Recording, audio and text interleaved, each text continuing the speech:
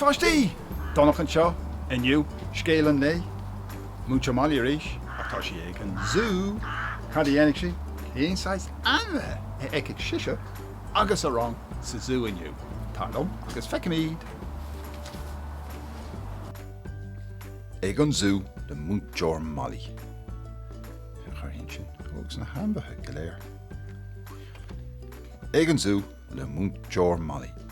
Le Heather Henning, mhaisigh ag Paula Martyr, agus be Cló Mhaigh Eo a dailsigh. Fecha hambithe go léir an sin. Agus iad brathhar Múinteoir Molly. Aontach. Bhain Múinteoir Molly agus na páistí an zoo amach. Díoch siad an tarigad agus isteach lo tríd an hata. Agus iad gíoch an sin agus an slú o mór páistí ón rang. Elephant, tiger, leon, moncaí, bearhána, piongani agus lasaréin. Ba bhá lomsa iad go léir a eicáil sa yamal. Fechar rá bhfuil gachrad. Chur Múinteoir Molly a hata gréine libernach a chligan. Lean na páistí a Múinteoir. Doscail sí buide limináide agus Dúim siad a fud na háide. Caic sí trééis sé a chrátha. Ha! A scartna na haíní agus iad a gáire. Bhí an lá buailech in ag tosnú. Fechna páistín sin agus iad a gáire hána féin.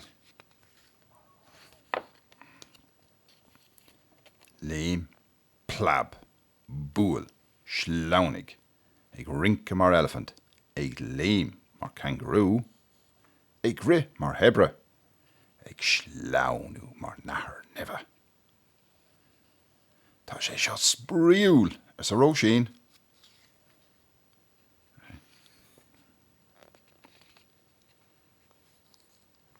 Bhí na hanmhithe ag gimmert léamh agus cá, cé an duine is glórí, agus feidh graim ar an eiribal. Agus úntas na núntas, ghlach Múinteoir Molly páirt freisin.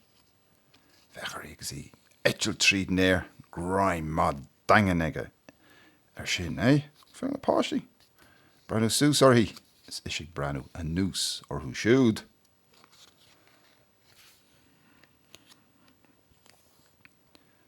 Sús lé ar ghuireann an chamal. Prab.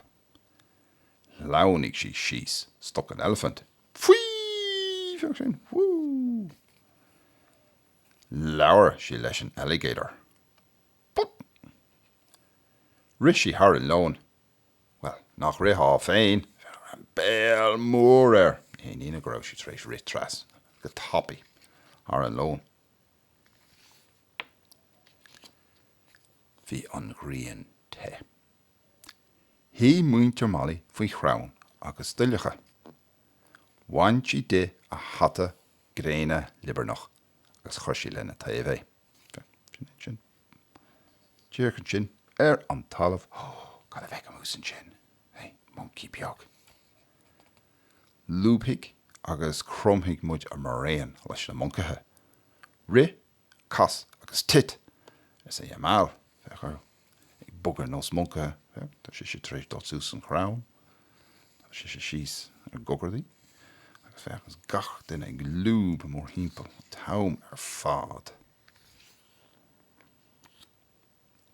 Rúile búile. Bhí moncaí beag ag géireamh ag súgra. Tá hata libernach speisialta a sésin leis féin. Racha mé ag súgra leis sin. Tá sé trééis teachta nús an sin. Tá sé agus an hata áfeach. Mar atá Múinteoir Molly ag brathnú ar na páistí. Tá sé féchant sa tró mí cheart. Chláunig sé chomh fada leis an hata. Agus haring sé a nús ar a cheann é. Thosaigh na páistí ag gáire. Sa réing ar féileling a aige eicáil.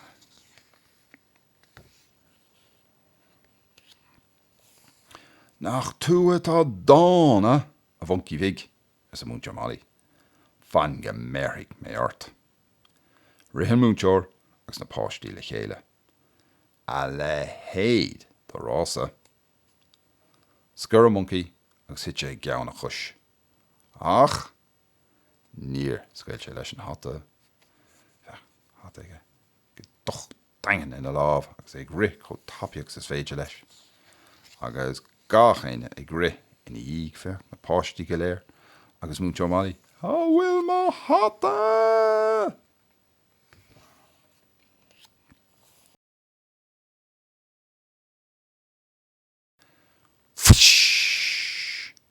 Rith moncaí beag sús go bár a chraoin na géige faoin na lámha aige. Feach ormsa a bhéigh sé agus an hata liber nach á chrutha aga. Réiteigh sé é, cha sé é, agus ag déanamh na bholacháin. Líonn sé an hata le rud ag an crin. Ag spraoi agus ag imirt leis an hata. Nuair ag cinnn rud crin atá sé tréis a chuirteach sa hata.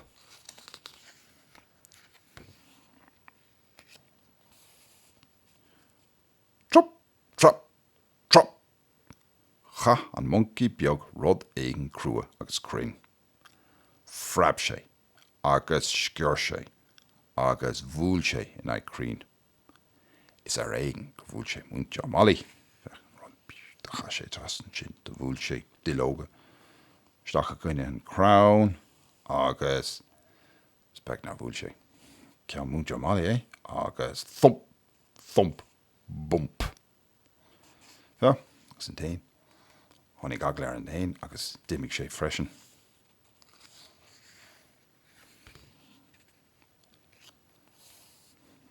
Cló Coco sa Múinteoir Molly. Tá an moncaí sin ag dul an olcas san óméid. Caithimid imimecht a páistí. Gan má hata. A Múinteoir Molly a dreigear na páistí. Neidir an airóig le hata áil arás.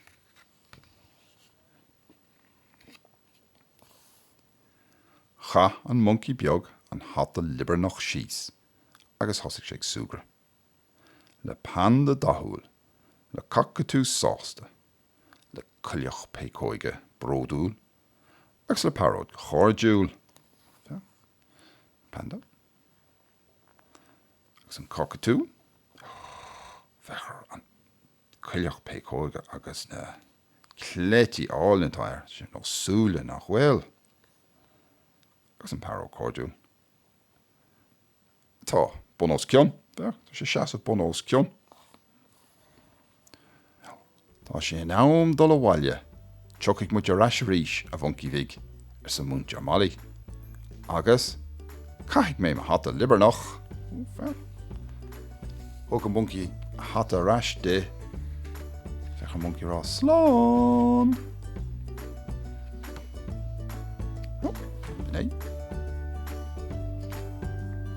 Bhín Múinteoir Molly agus a rang sa zoo, súil an gur hathain sé libh, agus tá mid snú bula libh le chéile sin é céad leabhar eile. Slán tamil!